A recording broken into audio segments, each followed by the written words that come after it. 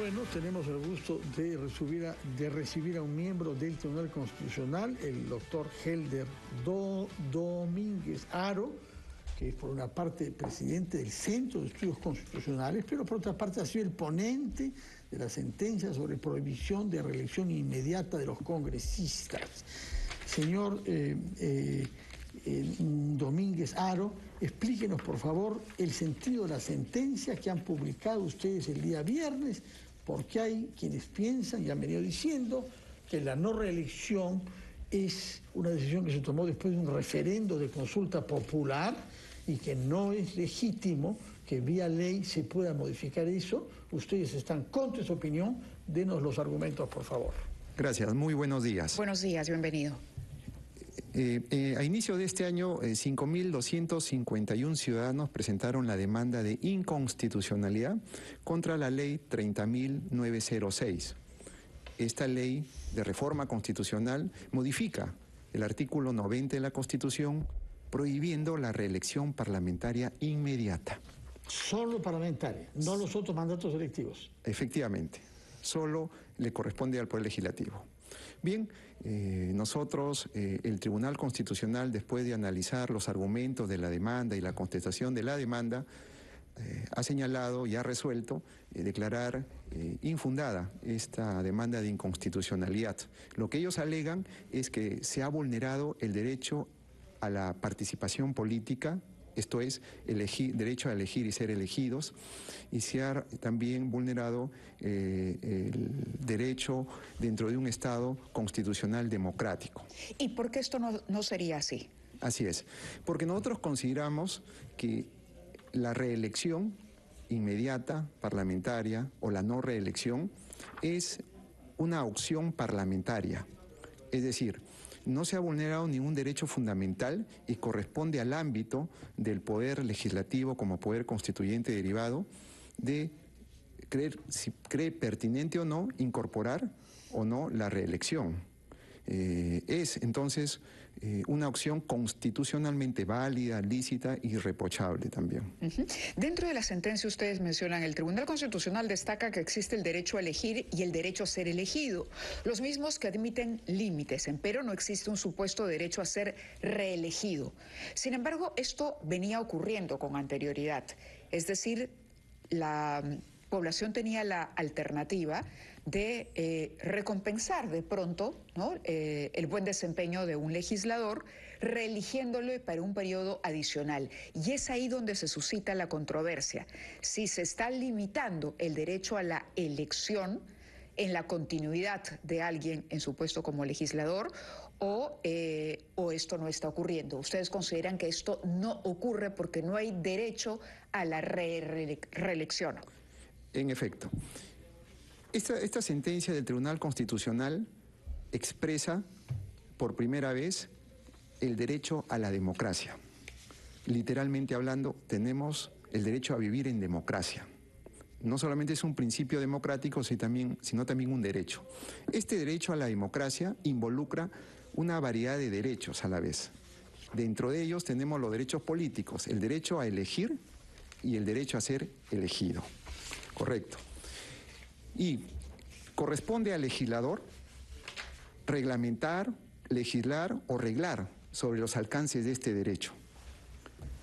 Un ejemplo, la Constitución peruana establece la unicameralidad, ¿sí?, y las anteriores constituciones la bicameralidad. Ambas son modalidades democráticas en un Estado constitucional. Ambas son válidas y, por supuesto, ambas tienen virtudes y defectos, pero está dentro del espacio democrático permitido. Claro, dentro de los cambios que puede hacer un Congreso, los cambios constitucionales incluso. Así es, exactamente. Entonces, el Poder Legislativo, como órgano público cuya labor, entre otras funciones, es la de legislar, ha creído pertinente que se incluya esta reforma.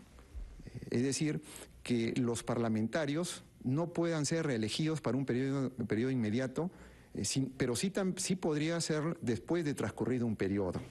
Eso es democrático, como también es democrático la reelección inmediata. Pero es un modelo o diseño de la Constitución que lo establece no el Tribunal Constitucional, sino el Poder Legislativo. Lo único que nosotros analizamos si esa reforma, si esa propuesta no vulnera la Constitución o está dentro de lo constitucionalmente válido. De acuerdo. Ahora, dígame algo. Estos congresistas que tenemos actualmente, 130, han sido elegidos en el entendido de que no podían ser reelegidos. Entre tanto, ellos aprueban esta ley. Pese a que han sido elegidos con esa condición, ¿pueden postular ellos en las próximas elecciones? No. Ellos en este momento, terminado su mandato, ¿sí?, de acuerdo con el artículo 90, no podrían postular nuevamente. O sea que esta ley que ustedes han validado, sí, constitucionalmente no se aplicará a los que son actualmente miembros del Congreso. No, sí se le va a aplicar, claro. Ah, esa aplicación inmediata. Así es, en efecto. Ese es el sentido de la pregunta que le hice, es que ellos han sido elegidos en el entendido de que no podían ser reelegidos. El pacto inicial de cuando votamos por ellos, ya de acuerdo, te mando al Congreso a ti, pero no puedes reelegirte. Ahora eso se cambia. Claro, son las reglas de juego dentro del espacio democrático permitido. Sí, en efecto. Y eso corresponde además también al poder ciudadano. El poder ciudadano expresado en el cuerpo electoral son los que finalmente van a expresar su voto con los nuevos postulantes. Ahora, pero también es válido, por ejemplo, poder incorporar otras modalidades también. Por ejemplo, un congresista podría reelegirse para un periodo inmediato, luego ya no podría, por tercera vez, podría ser un nuevo periodo. Pero esas son reglas de juego que se pueden válidamente establecer, pactar en la Constitución. ¿Qué pasaría si el Congreso decide aprobar, por ejemplo, la bicameralidad y la creación de un Senado? ¿Aplicaría para el caso del Senado la postulación de un congresista actual? Buena pregunta. Habría que analizarlo porque ellos en este momento forman parte de una Cámara unicameral. Y si es que se aprobara por reforma constitucional una doble Cámara, habría que analizar, porque hay que analizar si la prohibición le alcanza ante una nueva posibilidad, ante una nueva Cámara. Es un tema que habría que discutir. Ya no hay, pues, porque ustedes han convalidado la ley que permite la reelección inmediata. En el caso, la prohibición, sí me queda claro, si el congresista actualmente postularía a cualquier, ya sea a la Cámara de Diputados, a la Cámara de Senadores, parecería que podría o no... Estamos hablando del Congreso. El Congreso en general. Del Congreso en general. Sí. Y el Congreso pasaría a estar constituido por dos cámaras, la de diputados y la de senadores. Que teóricamente sería diferente, teóricamente, a la actual Cámara, porque es una sola Cámara. Aquí no hay ni senadores ni diputados, solo hay parlamentarios. Allá habría parlamentarios, llámese diputados o senadores. O sea, es una cuestión que habría que dilucidar en su momento. Claro, pero en este momento tendría que pasar por una reforma constitucional aprobada, además en 2 legislaturas y como corresponde dentro del Congreso de la República. Sí. Eso le podría dar, digamos, legitimidad legal, constitucionalidad. Sí, o también será aprobado en una primera legislatura y ratificado por referéndum. Esas son las dos modalidades de todo cambio, enmienda o reforma constitucional. Y Tribuno Domínguez, yo quería preguntarle ahora en su calidad de director del Centro de Estudios Constitucionales, en las constituciones que hemos tenido 10, ¿no?, desde los años 1820, ¿hay alguna que no permitiese la reelección inmediata o es una novedad del siglo XXI? Uno de los argumentos de quien demanda la inconstitucionalidad es que históricamente no ha existido la reelección inmediata, o no se ha prohibido la reelección parlamentaria inmediata. Entonces, señalan que como no ha sido prohibido en todas nuestras constituciones, estaríamos cambiando la tradición constitucional, estaríamos atentando contra la Constitución histórica, que regula principios e instituciones jurídicas que se han mantenido en el tiempo. Ese es uno de los argumentos. Pero nosotros creemos que la Constitución tiene una identidad. Hay algunas instituciones o categorías que la Constitución no pueden ser reformadas. Por ejemplo, la forma republicana de gobierno. No pretendemos modificar la Constitución y cambiar la reforma republicana de gobierno por una monarquía, por ejemplo. O la separación de poderes. No podríamos eliminar un poder. Esos son límites materiales de la Constitución. Restringir los derechos fundamentales, por ejemplo. Expresamente la Constitución señala que vía referéndum no se puede ni suprimir ni disminuir los derechos fundamentales. por ejemplo. Ese es un límite formal y material. Aclarado ese tema de fondo, permítame preguntarle algo un poquito diferente y más ligero, felizmente. Ustedes están promoviendo un ciclo de cine en donde el tema sea debates jurídicos, procesos judiciales y constitucionales. Pero hay películas ya en donde aparezcan ustedes, es decir, en donde aparezca el Tribunal Constitucional. No. Todavía no. Todavía no. Jueces sí, pero todavía no magistrados constitucionales. En efecto, ¿no? Hemos publicado el año pasado un libro denominado El derecho constitucional en el cine y en la televisión. Y ahí se analiza diferentes películas a nivel internacional, y todas ellas básicamente conflictos en sede del Poder Judicial o de las Cortes Supremas.